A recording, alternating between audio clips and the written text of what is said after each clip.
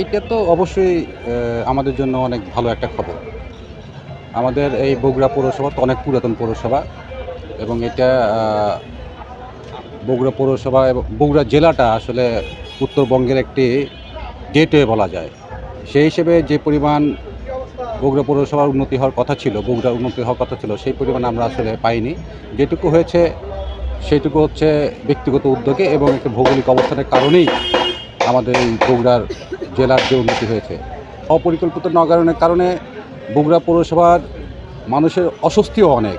যেমন এই অপরিকল্পিত আমাদের বিভিন্ন অবকাঠামো গড়ে উঠেছে, মার্কেট গড়ে উঠেছে এবং সেই কারণে যানজটের সৃষ্টি হয়েছে শহরে এবং শহরের মধ্য দিয়ে মোটামুটি 3টে সড়ককে মাঝখান দিয়ে, একটি ব্যস্ততম সড়কের মাঝখান দিয়ে আমাদের রেলওয়ে চলে গেছে। এই কারণে যানজটের সৃষ্টি হয়।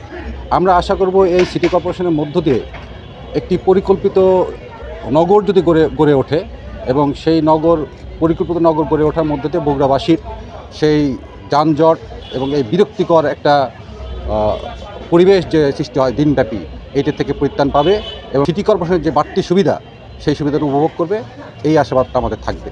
এবং সবচেয়ে চাওয়া যেটা থাকবে, যাই কিছুই হোক সেটা যদি খুব পরিকল্পিতভাবে হয়, তাহলে বগুড়াবাসীর এই সিটি কর্পোরেশনের যে সুবিধাটুকু সেইটুকু ভোগ করতে পারবে।